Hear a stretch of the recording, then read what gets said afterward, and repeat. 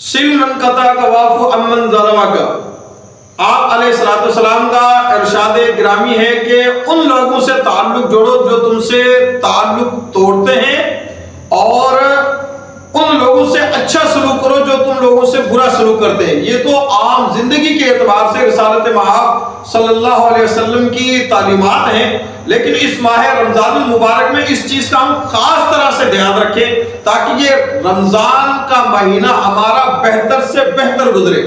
تھوڑا سا سوچیں، تھوڑا غور کریں، کیا میں اپنے کسی رشتہ دار سے تو ناراض نہیں؟ کیا میں اپنے کسی پڑوسی سے تو ناراض نہیں؟ کیا میں اپنے کسی دوست سے تو ناراض نہیں؟ اچھا، ایک بات یہ ہے کہ ان چیزوں کا شکار تقریباً ہر انسان ہی ہوتا ہے، لیکن عموماً ہم اس چیز کو اتنا سیریس نہیں لیتے اور اس کا اتنا اثر نہیں لیتے، کیونکہ شیطان نے ہمارے ذہن میں بات یہ ڈالی ہوتی ہے کہ قصور تمہارا ہے نہیں، قصور تو سارا اس کا ہے۔ اور یوں ہماری ناراضگی جو ہے نا وہ دنوں سے مہینوں پر اور مہینوں سے سالوں پر چلتی رہتی ہے۔ اس ناراضگی کا وبال کیا ہے؟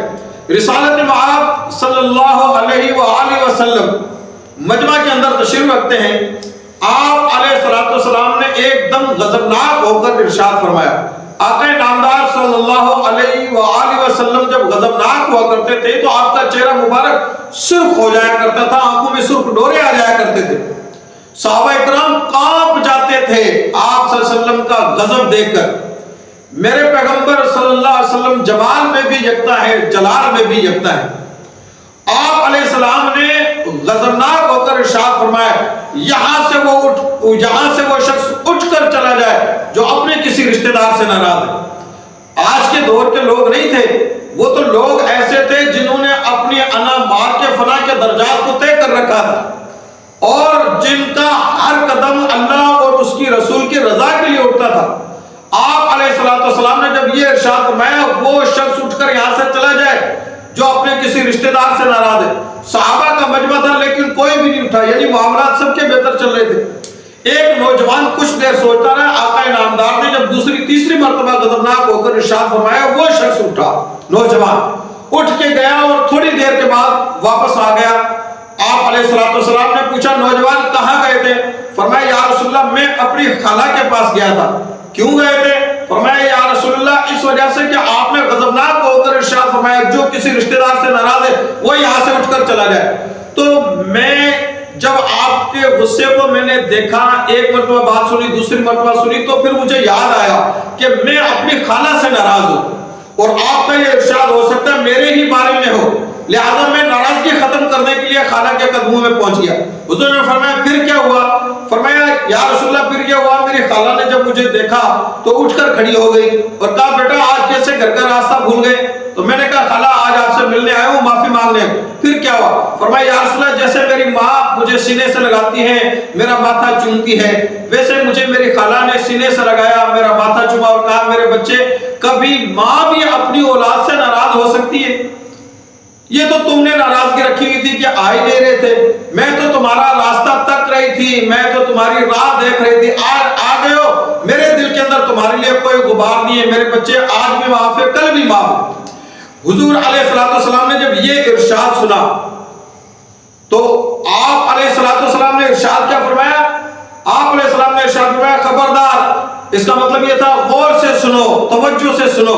فرمایا، خبردار، ان لوگوں پر اللہ کی رحمت نازل نہیں ہوتی ہے جن میں رشتہ داروں سے ناراض کوئی شخص بیٹھا ہو۔ کتنا بڑا وبال ہے! ناراض ایک ہے، جن لوگوں کے درمیان وہ بیٹھا ہے اس کی وجہ سے وہ لوگ بھی رحمت سے محروم کر دیے جاتے ہیں۔ اللہ کے رسول صلی اللہ علیہ وسلم نے کتنا بڑا یعنی اشارہ فرمایا کہ ناراضگی کا کتنا بڑا وبال ہے۔ خود تو رحمت سے محروم ہے لیکن جہاں جائے گا وہاں پر بھی رحمت نہیں ہوگی۔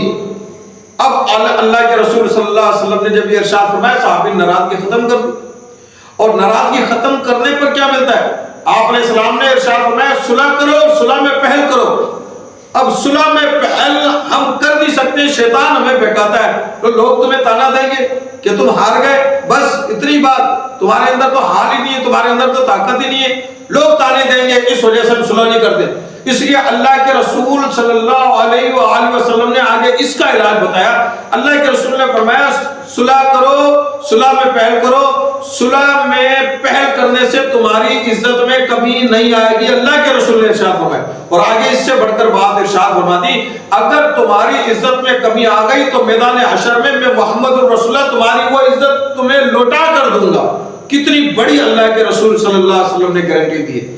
تو اس ماہ رمضان المبارک کے مہینے کے اندر ہم تھوڑا سا یہ غور کریں کہ میری کسی سے ناراضگی تو نہیں ہے۔ آج کل تو بات کرنا بالکل آسان ہے، زبانی کلامی بھی بات کی جا سکتی ہے، موبائل کے ذریعے کال یا SMS کر کے بھی بات کی جا سکتی ہے، معذرت کی جا سکتی ہے، معافی مانگی جا سکتی ہے۔ اور میں سمجھتا ہوں کہ بہت کم لوگ ایسے ہوتے ہیں جن سے اگر ہم معافی مانگ لیں، معذرت کر لیں، پھر وہ معاف نہ کریں، بہت کم ایسا ہوتا ہے۔ ورنہ صرف ایک لفظ سے کہ بھائی میری غلطی ہے مجھے معاف کرنا، دل کا غبار دھل جاتا ہے۔